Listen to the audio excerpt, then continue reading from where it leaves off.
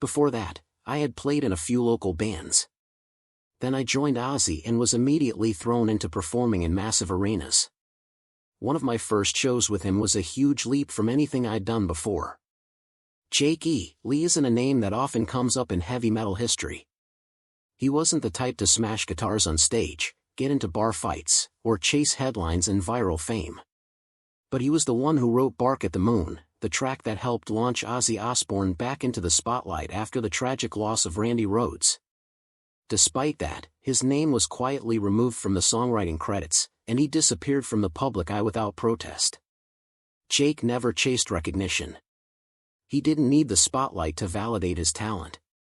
Throughout his more than 40-year career, the only things he truly held onto were his guitar and his quiet strength. While others craved attention, Jake stayed in the background. While some shouted to be noticed, he let his playing speak for itself. So how did a guitarist as gifted as Jake E. Lee, someone seen as the bridge between Randy Rhoads and Zakk Wylde, vanish into obscurity for decades? Why is a musician who shaped such an important chapter of Ozzy's sound rarely listed among the legends of the genre? The answer lies in his life, a life marked by quiet intensity and personal battles that even the brightest spotlight couldn't fully hide. Jake E. Lee was born on February 15, 1957, in Norfolk, Virginia. His birth name was Jake Lou Williams. His mother was Japanese, and his father had Welsh roots, a rare heritage in an America that still struggled with prejudice. When Jake was young, the family moved to San Diego, where his childhood quietly unfolded between two cultural worlds, neither of which felt fully like home. At school, Jake was teased for his Asian appearance, especially his narrow eyes and unique complexion. He often said he felt like an outsider, not fully accepted as American and not connected enough to his Japanese roots to feel a sense of belonging there either. This made him quiet, introspective, and emotionally withdrawn, except when it came to music. Jake's mother, a disciplined and traditional woman, insisted he learn classical piano starting at age 6. He spent hours each day practicing, with no permission to listen to rock music or get lost in daydreams. But those early years built a strong foundation that would later shape his identity as a musician, one who not only played fast but also understood harmony, structure, and melodic nuance on a deep level. By the time he turned 13, Jake secretly made the switch to guitar. It wasn't about rebelling, it was about finding freedom. The guitar gave him something the piano never could. He started listening to Led Zeppelin, Jimi Hendrix, and Ritchie Blackmore, all banned in his house, but irresistible to him. He didn't ask for permission, he just listened and played every chance he got. Instead of acting out, Jake found a quiet way to rebel. Music became his escape, and silence became his armor. The years of discipline and isolation molded his identity. He was different, quietly powerful, and impossible to copy. Jake didn't break into the rock scene with a bang. There were no hit demos or big record deals. Like the man himself, his journey started small and with struggle. After becoming skilled on guitar in his teens, he began playing in local San Diego bands, using them as stepping stones. By the late 1970s, Jake decided to leave home and move to Los Angeles, the city where every ambitious guitarist dreamed of making it big. But LA was crowded and competitive. The Sunset Strip was packed with bands and musicians all trying to stand out. Jake joined a band called Teaser, and later played with Mickey Rat, the early version of the glam metal band that would become Rat. Though his time with them was brief, it helped him refine his live performance and gave him entry into the raw, electric underground scene of Hollywood's rock world. George Lynch, Warren DeMartini, and Eddie Van Halen had already made their names in the music world. Around that time, Jake joined Rough Cut, a band managed by Wendy Dio, the wife of Ronnie James Dio. This moment would change everything for him. Wendy was the one who introduced Jake to Sharon Osbourne, just when Ozzy was looking for someone to replace Randy Rhoads, the legendary guitarist who had recently died in a plane crash. The audition wasn't loud or flashy, but the pressure was intense. Jake had to go head-to-head with George Lynch, who was already a big name. Ozzy later said he was torn because both guitarists were amazing. But then, during one rehearsal, Jake played an improvised riff that no one had heard before. Ozzy turned to Sharon and said, "This guy's crazy, and I like it." Jake didn't get the gig because of fame. It was his quiet confidence and the way he pushed the guitar's limits while staying completely in control that won Ozzy over. That kind of presence was exactly what Ozzy needed after losing someone as important as Randy Rhoads. From being a little-known player in local clubs, Jake E. Lee stepped right into the heart of heavy metal, where every move was under the spotlight and every mistake mattered. But Jake didn't flinch. He stayed true to himself, no flashy talk, no over-the-top attitude. Just a quiet grip on his guitar, ready to write the most important chapter of his musical journey. Sadly, his first big success would come with a major setback. In 1983, Bark at the Moon came out, officially introducing Jake as Ozzy Osbourne's lead guitarist. The album had a new, sharper sound, blending classic metal with modern complexity. Jake's influence was everywhere, from driving riffs to soaring solos on tracks like Rock and Roll Rebel and Center of Eternity. However, only Ozzy's name appeared in the songwriting credits. Jake had written Bark at the Moon, the title track and most iconic song on the album, using guitar ideas he'd been developing since his Rough Cut days. When asked why he wasn't credited, Jake said bluntly that he was given a contract and told by Sharon Osbourne that if he didn't sign it, he'd lose the job. So, he signed it. The contract took away all of his songwriting rights. Jake got no royalties, no official recognition, and had no legal way to fight it, because he had signed. For years, Bark at the Moon was seen as Ozzy's work, even though so much of its music came from Jake, the quiet guitarist standing behind him. Still, Jake kept going. He recorded The Ultimate Sin with Ozzy in 1986, an album that leaned into the glam metal sound of the time. The single Shot in the Dark became a huge hit, with its video playing constantly on MTV. The tour sold out across the globe. On stage, Jake's playing was raw and soulful. He didn't sound like Rhoads, he wasn't heavy on classical influences, and he didn't play like Zakk Wylde, with over-the-top power and showmanship. Jake's style was different, sharp, emotional, and precise, with not a single note wasted.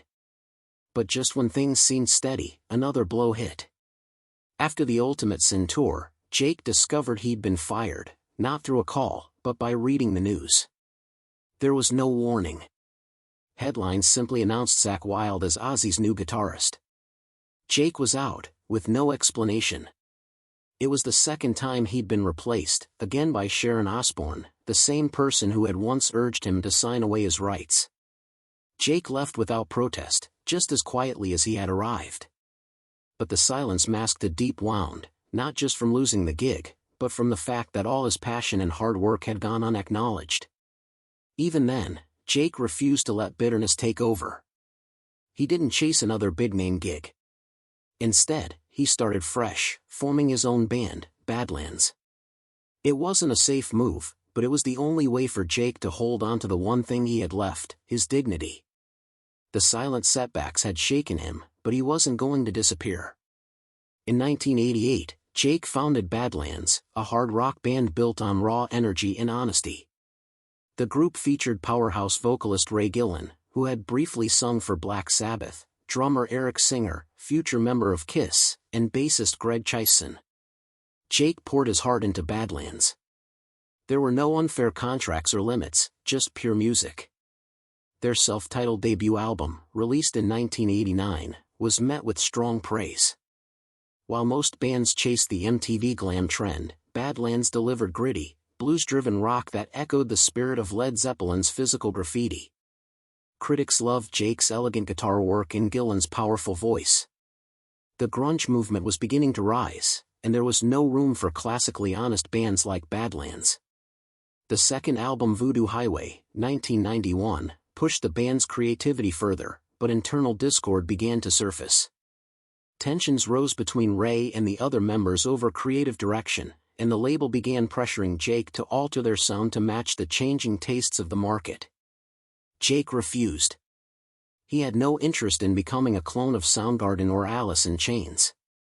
To him, if maintaining artistic integrity meant losing sales, then so be it. Then came the most devastating blow. Ray Gillen, his bandmate, his friend, the voice of lyrics Jake had written from the heart, was diagnosed with AIDS. As the illness progressed, Ray could no longer tour, no longer record, and in December 1993, he passed away at just 34 years old. Jake made no public statements, gave no interviews, but those close to him said he was shattered. Not just because he had lost a friend, but because he had lost the last shred of hope that a band could survive on nothing but music. After Ray's death, Jake virtually disappeared from the music scene. He turned down collaboration offers, refused interviews, and released no albums for nearly a decade. He didn't appear at any festivals or shows. Rumors spread that he had retired, fallen into depression, or taken a regular job to survive. But no one knew for sure, because Jake never explained. He just went silent. It wasn't until 1996 that Jake quietly released a solo album, A Fine Pink Mist, an instrumental record with no promotion, like a private letter to those who still remembered who he was. Then came Retraced in 2005, and once again, he vanished. Then, in 2024, after years of silence, Jake E. Lee's name suddenly appeared in a local Las Vegas news report. He had been shot multiple times while walking his dog near his home. The motive remains unknown, but Jake suffered serious injuries to his arm, leg, and back, requiring emergency hospitalization. Miraculously, no bullets struck his vital organs. Once again, the man survived, in silence. When asked afterward if he felt angry, Jake gave a reply that sent chills down the spine: "I've been shot many times in life. This was just the first with a real gun." No outburst, no shouting. Jake E. Lee took every blow life gave him with a haunting quietness. And perhaps it's that very silence that makes the weight of his pain feel heavier than any scream ever could. In a world where artists often showcase every private moment on magazine covers or social media timelines, Jake Lee has always stood as a quiet shadow in stark contrast. You won't find him posting dinner selfies with celebrities. Few know who he's dating, who he lives with, or what his family situation is. In over 4 decades in the music industry, Jake has never married, has no children, and has rarely gone public with any romantic relationship. Fans and fellow musicians have often expressed regret that he didn't stay in the spotlight. But Jake has never looked back. He never needed a crowd to know his worth. After betrayals in the music business, being erased by Ozzy, being fired without a word, Jake learned to maintain a safe distance from the world beyond music. His silence wasn't weakness, it was armor. He understood that the more you say, the more you risk being wounded. Throughout his long absence, some rumored addiction. Others said he went bankrupt. But the truth was simpler: Jake lived just fine. He kept writing, kept playing. He just didn't tell the world. To him, art didn't need a live stream. True music was what echoed in a quiet room at 2 a.m. when no one was listening and no one was judging. And if there was one lifelong relationship in Jake's life, it was with the guitar. He cared for his instruments like others care for a spouse, cleaning them, adjusting them, restringing them on schedule. One guitar he's kept for over 30 years. Despite cracked wood and peeling paint, never sold, never traded for a newer model. Just like him, aged out of fashion, but never unfaithful to himself. Perhaps for Jake Lee, love was never about one specific woman. It was love for freedom, for quiet, and for music untainted by markets and trends. He didn't live alone because no one needed him, but because the only thing he truly needed was something the world couldn't offer: silence. Flavor to Ozzy's sound even without official recognition. True fans know the soul of that album was Jake, no one else. With Badlands, Jake revealed another side of himself, not just as a guitarist but as a band leader and composer. Though overshadowed by the rise of grunge, Badlands is now seen as one of the most underrated bands of the 80s and 90s. Their debut album has been favorably compared by critics to Led Zeppelin IV and Appetite for Destruction for its structure and emotional depth. But unlike those legendary records, Badlands never had the chance to become iconic because they were forgotten before they were fully understood, just like Jake himself. The sad truth is that much of Jake's contribution has been quietly rewritten in the history of rock. On Wikipedia, his name is sometimes just a footnote among Ozzy's guitarists. At reunion shows, he's often absent. But even when he's not seen, his sound is still there, in the phrasing of a new generation of guitarists, in how they control melody, and in the unspoken acknowledgement that no one played like Jake and no one ever will. Jake E. Lee is living proof that you don't need awards to leave a mark. You don't need to be called a legend to be embedded in the DNA of an entire genre. He doesn't have a statue, but he has a living influence, quietly spreading through every recording, every riff. Like the softest voice in a room, yet the one that makes everyone go silent and listen. Current life. After years of living in quiet seclusion, Jake E. Lee faced a serious turning point in October 2024. While walking his dog near his home in Las Vegas in the early morning hours, he was shot 3 times, once in the arm, once in the leg, and once in the back. The gunshot to his back fractured a rib and damaged a lung. Fortunately, none of the bullets struck any vital organs, and he was rushed to intensive care in a conscious state. Following his recovery, Jake revealed that the incident occurred after he confronted 2 thieves attempting to steal a neighbor's motorcycle. Although he tried to de-escalate the situation verbally, it quickly spiraled out of control and led to gunfire. Currently, Jake E. Lee is in the midst of rehabilitation and has begun playing guitar again. He expressed his intention to complete the long-postponed Patina tour with his band Red Dragon Cartel, which had been delayed due to the COVID-19 pandemic. Though previously diagnosed with carpal tunnel syndrome, further examination revealed the issue to be cartilage loss in his right hand. Rather than undergo surgery, Jake chose to adapt, learning to play using more elbow movement and managing the pain in his own way. Despite all the setbacks and challenges, Jake E. Lee remains optimistic and deeply devoted to music. He continues to create and perform, proving that true passion doesn't fade, it endures. Jake E. Lee was never the victor in the race for fame. He was erased from the credits of the very song he wrote, fired while still at his peak, watched his most heartfelt band fall apart, and lost a musical soulmate far too soon. But through all those losses, there was one thing he never lost: his identity. Jake was never the greatest, best-selling, or most famous guitarist, but he was one of the most authentic. While others bent to follow trends, Jake stepped back when he could no longer be himself. While others boasted of achievements, he let his guitar speak. And while noise dominated the airwaves, he crafted melodies strong enough to survive in silence. Jake E. Lee's life is proof that not everyone standing center stage is truly shining. Sometimes light comes from the shadows, from someone quietly keeping the flame alive, not for money, not for recognition, but simply because life without music is no life at all. After everything, childhood isolation, a forgotten career, even a shooting that could have ended it all, Jake came back. He picked up his guitar again with a wounded hand.